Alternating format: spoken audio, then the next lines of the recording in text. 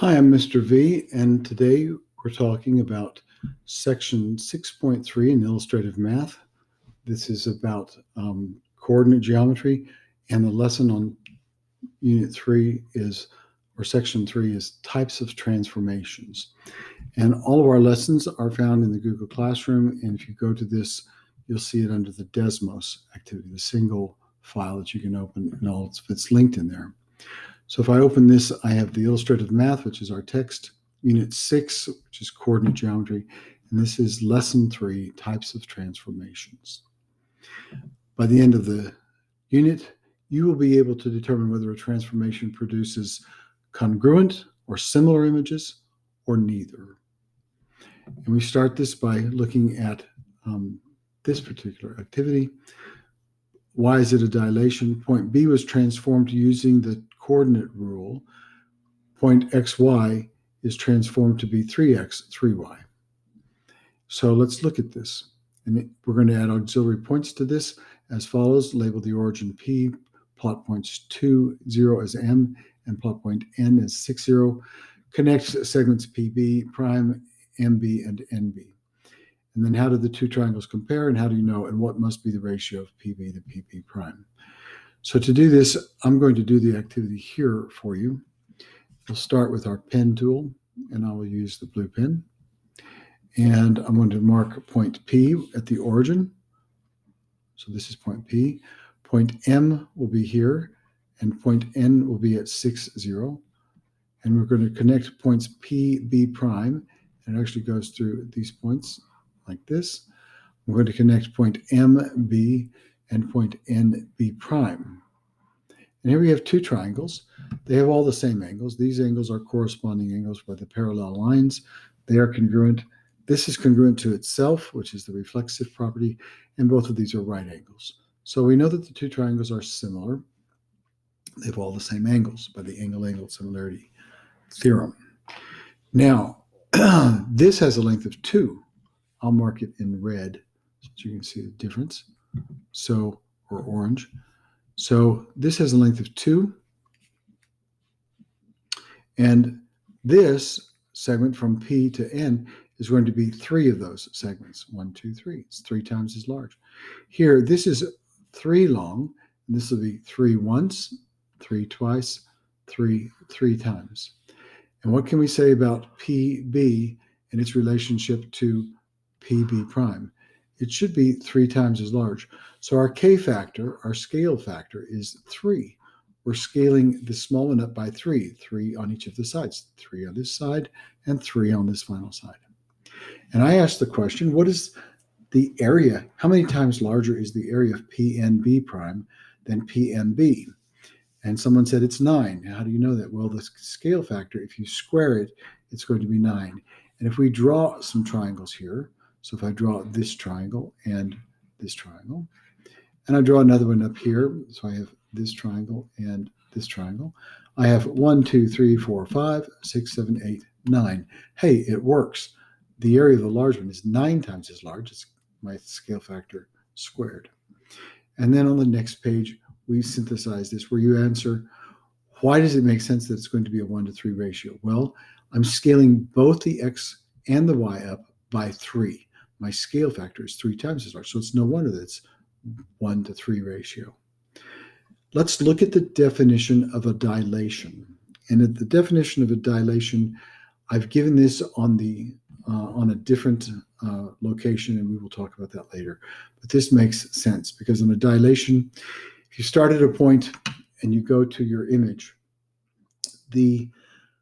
going to the dilated image, to the image, if you go to your pre-image, going to the image will be the scale factor times as large as it is to the image. So if you're going 1 unit, it'll be 3 units if I'm going to scale it up by 3.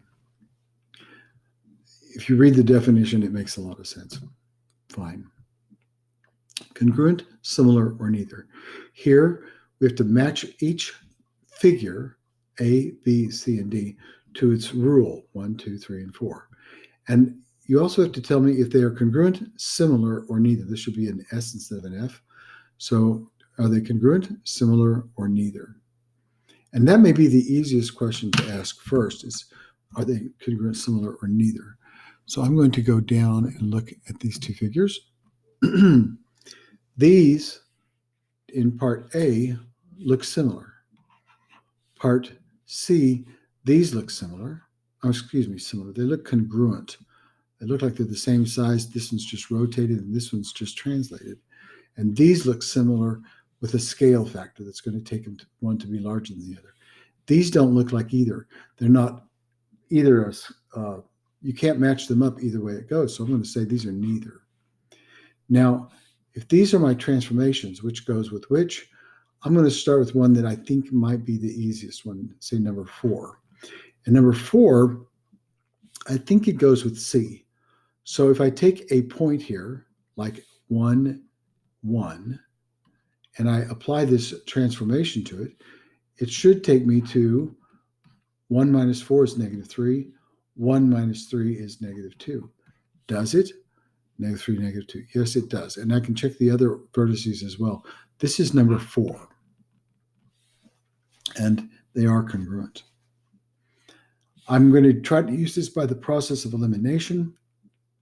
One person said they thought this was number 1. And if this were number 1, I should be able to take one of my points and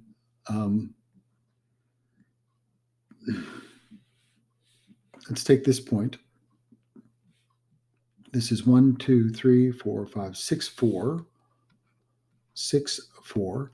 And if I do apply the transformation to it, I take half of 6, which is 3, and half of 4, which is 2. Now, do I get to 3, 2? I do. This is indeed number 1. Notice in this one, I'm multiplying one of the values, the x value, by a number. The y value stays the same. So my height here stays the same for these 2 points. For this third point, it's going to be the same height, the y value, distance from the x-axis. But these other ones are changing the sign, so it's going to be flipped over, and it's going to be larger. This is number 3, and this is number 4. And you can take a point here, say, for instance, you could take the point 1, 2, and we can apply this transformation to it. When we do 1, 2, and we stick it in, we get the 2 value, which is from the y, and the opposite of the x value, which is going to give me a negative 1. And is that what happens? I go 2, negative 1. So this indeed is a rotation clockwise 90 degrees about the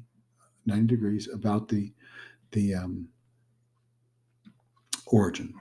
So I go from here to here. This is going up to the right 1. It's going to go to the right 2, down 1. What do you think it would be if we were going to be rotating left? Or what if it would be if we were going to rotate 180 degrees? Do y'all notice anything special about these rules? What I'd like you to notice, and which we will by the end of the lesson, is that if I'm scaling both numbers by a factor, so here we're scaling it by 1/2, this is going to be a dilation. It's going to be where the triangles are similar. If I'm going to be moving the figures, they're going to be congruent. So this is a translation. Here, I'm moving them in a different way. I don't know what it's going to be. It turns out it's going to be a rotation, but they're congruent. I'm not multiplying these by any numbers except negative 1 or 1. Here, I'm not either, but I'm adding something to it. This one, I'm multiplying the one number, but not the other number. So these numbers are neither. Now let's go back to our original. And we have, in this picture, here's triangle A. We're going to reflect it across the line x is equal to 2, and then write a single rule that will allow that to happen. And I'm going to show you what we did in class. We actually played around with this for a while in class. The line x is equal to 2 is a vertical line. It has undefined slope. It is not a function. It is a vertical line. So there is no m in this. It's y equals 2. And we're going to reflect this across this. So where it should end up is, this will stay to itself. I'm going to go 1, 2, 3 on the other side of this, 1, 2, 3. And I'm going to go 1, 2, 1, 2. So I can relatively easily draw this. What's harder is to come up with a rule. And I will start you on this. We start by saying, well, my y values are going to stay the same. So if I have an x and a y value for each point, the y values will stay the same. What happens to the x values? I'm flipping it. If I flipped it across the x-axis, it would go this far across the x-axis. My y values would stay the same, and I would be changing the sign. So this would go from 2 to -2 if I went across the x-axis. If I went across the x-axis here, it would go one more this direction. 1, 2, 3, 1, 2, I'm sorry, 2 more this direction. If I'm going to go across the x-axis here, 1, 2, 3, 1, 2, 3. So this is my triangle if I were to reflect it across the x-axis. But that's not right. I want it to be the purple triangle. What do I have to do to get this to be something other than that? Because this is not right. My y values stay the same, but my x values are not. They're off by let me put this in red. They're off by this much. In fact, they're off by this much each time. Notice if I added 4 to each of these, I'll get there. So when I do a -x plus 4, that would be a reflection across the line x is equal to 2. Interesting. My x value, x is equal to 2. Going back to our program, we've spent a lot of time on this. I'm not going to spend so much in the synthesis. So here we say, how do you calculate side lengths? How do you calculate lengths? This is an interesting one. In this one, we're going to first identify, are they the same? Are they congruent, similar, or neither? These are both congruent. These are neither. Notice the x values stay the same, but the y values stretch. These values stay the same, but the x values, they stretch. This one goes to a longer